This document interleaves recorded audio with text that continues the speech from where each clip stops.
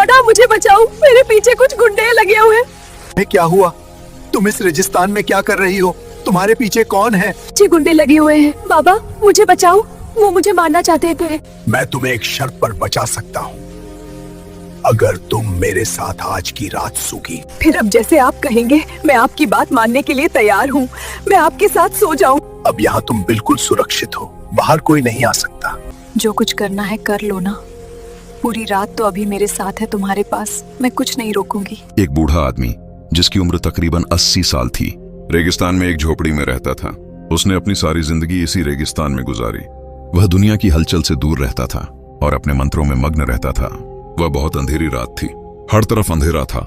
रेत का तूफान चल रहा था और आसमान पर बिजली चमक रही थी। हवा के तेज झोंके रेत के टीलों से टकरा रहे थे और उनकी सरगोशियों से एक अजीब खौफनाक आवाज आ रही थी। हर रोज की तरह बूढ़ा अभी भी अपनी झोपड़ी में बैठा था। झोपड़ी का दरवाजा मजबूती से बंद कर दिया ताकि रेत का तूफान बच सके। अचानक दरवाजे पर दस्तक हुई। ऐसा लगता था जैसे कोई पूरी ताकत से दरवाजा तोड़ने की कोशिश कर रहा हो। यह सुनकर बूढ़ा सशद्र रह गया। वह सोचने लगा कि यह रेगिस्तानी जानवर है या गुमशुदा मुसाफिर। उसके दिमाग में खौफ की लहर दौड़ गई, लेकिन उसने अपनी हिम्मत मजबूत की और दरवाजा खोलने का फैसला किया। जैसे ही उसने दरवाजा खोला तो उसने अपने सामने एक पुलिस लड़की अनीता को खड़ी देखा। वह अपनी वर्दी में थी, लेकिन रेत के तूफान में वह पूरी तरह बह गई। उसके कपड़े उसके जिस्म से चिपक गए थे। रेत के तूफान की वजह से उसका जिस्म साफ दिखाई दे रहा था। उसके हाथ में बंदूक थी, लेकिन वह ठंड में कांप रही थी। बूढ़े ने हैरत से पूछा, तुम कौन हो? क्या कर रही हो इस रेगिस्तान में, इस रेत के तूफान में, अंधेरी रात में? मौसम खराब है, कहां से आई हो? लड़की कदरे खौफजदा नजर आई।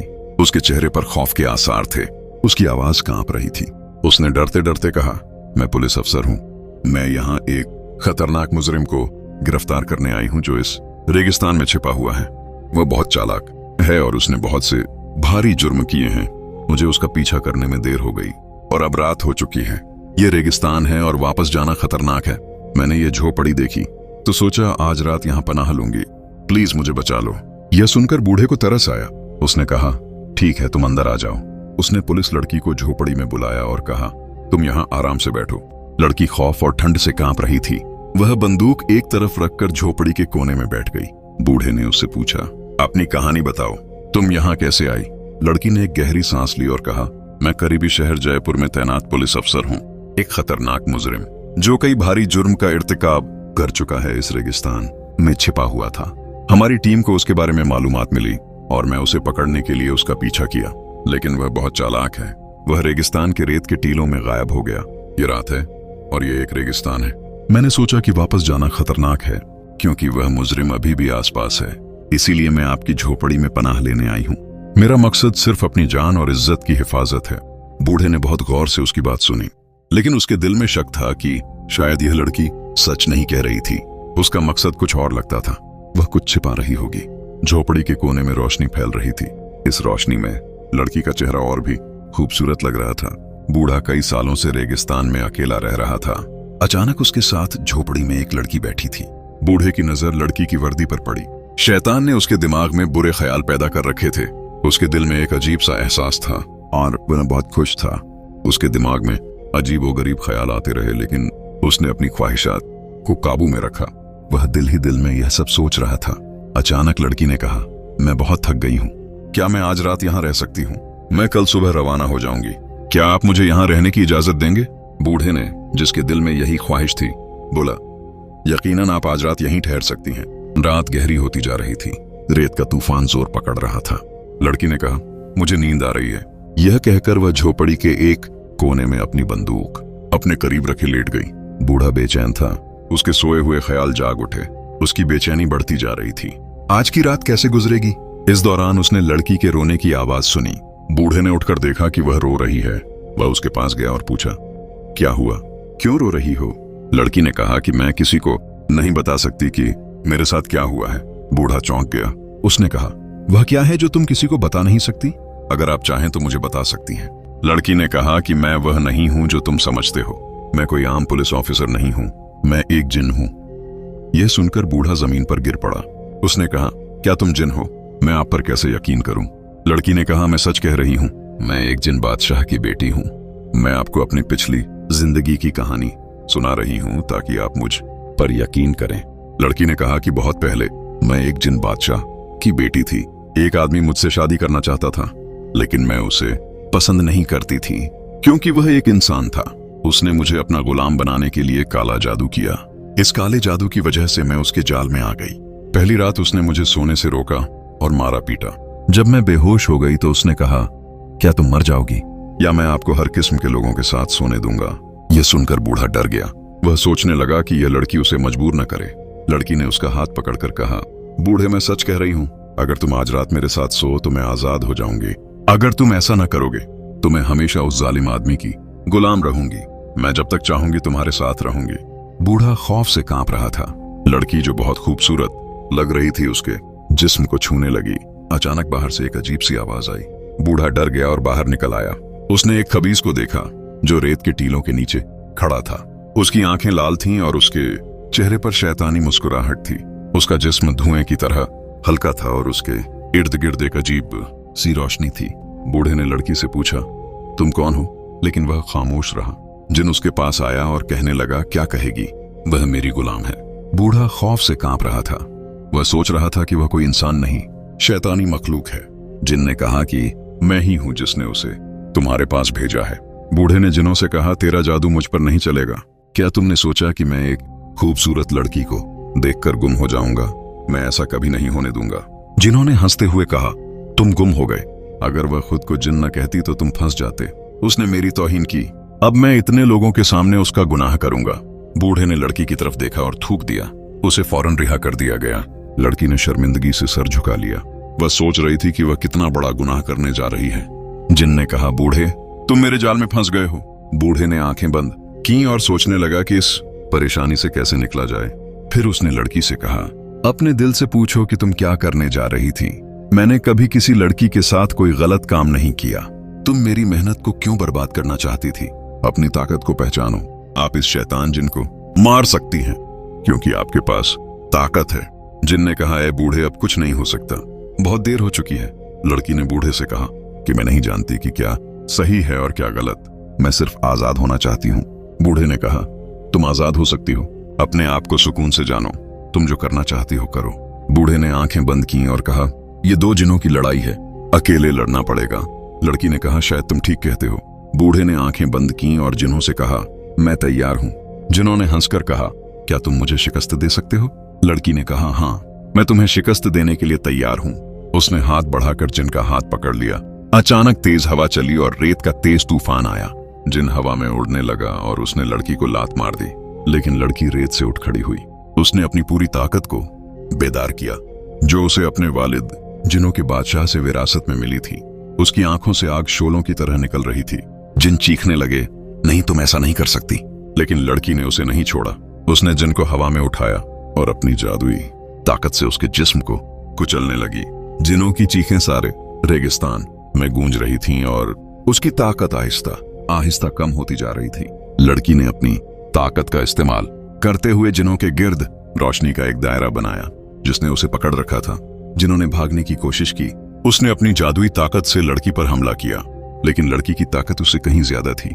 उसने जिन को रेत पर फेंक दिया और एक जोरदार धमाके से उसके जिस्म को हमेशा के लिए तबाह कर दिया।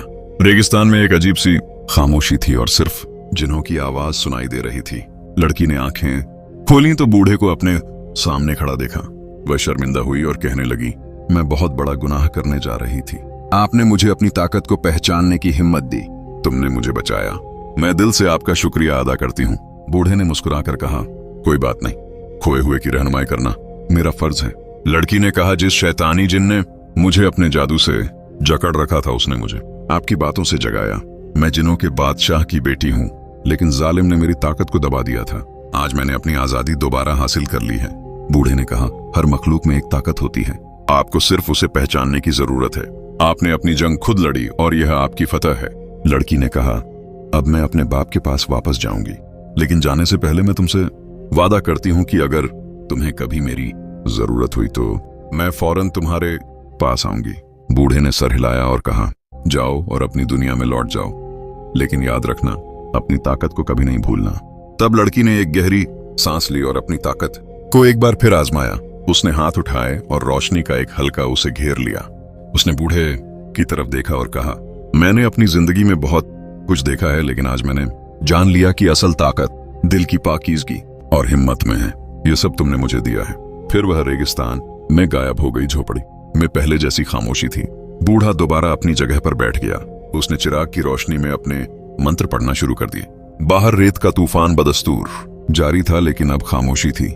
रेगिस्तान में अजीब सा सुकून था, जैसे कोई बड़ा खतरा टल गया हो। बूढ़े ने सोचा, जिंदगी कितनी अजीब है। बाद औकात इंसान के इम्तिहान उसके सामने इस तरह आते हैं कि वह अपनी सारी मेहनत भूल जाता है, लेकिन जो अपने आप पर काबू रखता है वही हकीकी फतह हासिल करता है। उसने अपने मंत्र को मजबूती से थाम लिया और पूरे दिल से दुआ की कि वह अपने रास्ते से कभी भटक न जाए। उसने सोचा कि रात ने उसे सबक सिखा दिया है। कोई शख्स कितना ही मजबूत क्यों ना हो, उसे शैतान काबू कर सकता है, लेकिन जो अपने ईमान और जमीर की बात सुनता है वही ये जंग जीतता है। बूढ़े ने गहरी सांस ली और अपना मंत्र पढ़ने लगा। रेगिस्तान की खामोशी इस बात की अलामत थी कि एक अजीम जंग खत्म हो चुकी है।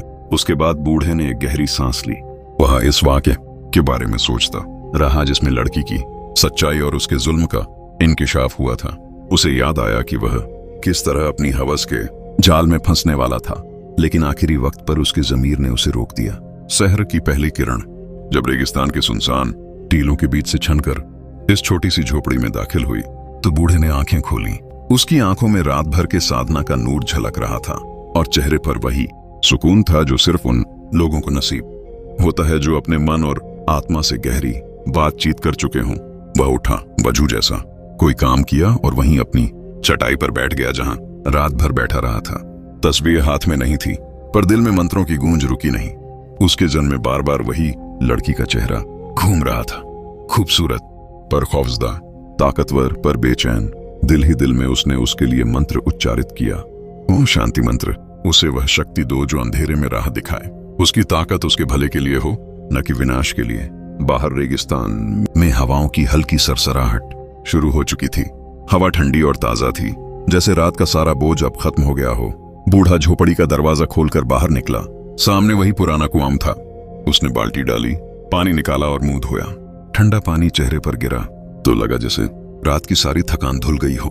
वापस अंदर आकर वह अपनी साधना की किताब खोलकर बैठ गया। पन्ने पीले पड़ चुके थे, पर मंत्र अभी भी चमक रहे थे। उसने धीमी पर गहरी आवाज में मंत्र उच्चारित करना शुरू किया, जैसे पूरा रेगिस्तान सुन रहा हो, जैसे टीलों की रेत झुककर सुन रही हो। रात की याद आई जब वो लड़की उसके सामने खड़ी थी। उसकी आंखों में खौफ था, पर भी भीख और मदद की उम्मीद भी थी।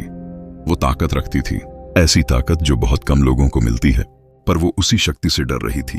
बूढ़े ने फौरन समझ लिया था कि यह कोई साधारण मामला नहीं, शायद किसी प्राचीन रहस्य की शक्ति, शायद कोई पुराना श्राप, शायद कोई वहम जो हकीकत बन चुका था। फिर भी उसके दिल में खौफ का कोई अंश नहीं आया। उसे यकीन था कि जब इंसान अपनी चेतना और मंत्रों में सुरक्षित होता है तो कोई शक्ति उसे छू नहीं सकती। रात भर उसने बार बार यह मंत्र दोहराया। ओ शांति मंत्र, जो इसे पढ़ता है उसे राह दिखाई देती है और सभी बाधाएं दूर हो जाती हैं। इसी मंत्र ने उस रात उसके दिल को थाम के रखा। जब लड़की करीब आई, उसकी आंखों में अजीब सी चमक थी। जब हवा में ठंडी लहर दौड़ी, तब भी बूढ़े ने न आंखें झुकाई न आवाज कांपी। बस मंत्रों की ध्वनि उसकी तस्बीह की तरह चली। फिर वो रुक गई, उसकी चमक मंद पड़ गई। एक लम्हे को उसने बूढ़े की तरफ देखा, जैसे कोई सवाल पूछना चाहती हो। फिर खामोशी से पीछे हटी और रेत में गुम हो गई। बूढ़ा जानता था कि वो आज वापस नहीं आएगी, पर उसे यकीन था कि उसके मंत्रों का असर जरूर पहुंचेगा। शायद एक दिन वह खुद इस झोपड़ी की तरफ लौट आए, डर के कारण नहीं बल्कि सुकून की तलाश में। और तब वह बताएगा कि असली शक्ति खौफ में नहीं, अपने भीतर और साधना में विश्वास रखने में है। अब सूरज पूरी तरह निकल आया था, जंगल रोशनी से भर गया था। बूढ़े ने आंखें बंद की और आखिरी दुआ की, ऐ अल्लाह, जो भी इस लड़की के दिल में है तू जानता है। उसे वो राह दिखा जो तेरी तरफ ले जाए, और मुझे भी उसी राह पर कायम रखना। आंखें खोली तो दिल से बोझ गायब था। वो मुस्कुराया, ऐसी मुस्कुराहट जो सिर्फ वही समझ सकता है जिसने रात के अंधेरे में अल्लाह का हाथ थामा हो। इसके बाद जंगल वालों ने कहना शुरू कर दिया कि बूढ़े की झोपड़ी के आसपास एक अजीब सी रौनक आ गई है। परिंदे ज्यादा गाते हैं, हवा ज्यादा ठंडी होती है, और जो भी गुजरे उसे सुकून मिलता है। कभी कभी रात गए चांदनी में झोपड़ी पर रोशनी पड़ती है तो लोगों को लगता है कि कुरान की धीमी तिलावत सुनाई देती है। करीब जाए तो सिर्फ बूढ़ा मिलता है, तन्हा, मुस्कुराता हुआ अपने रब के साथ। और वो लड़की शायद कहीं दूर किसी जंगल में किसी रात उसी दुआ की बदौलत अपना रास्ता तलाश कर रही हो। ये कहानी उस रात की थी जो बूढ़े के दिल पर हमेशा के लिए नक्श हो गई, और उस नक्श ने सिखाया कि सच्चा सब्र और अल्लाह पर कामिल भरोसा, यही वो ताकत है जो हर इम्तिहान से निकाल सकती है।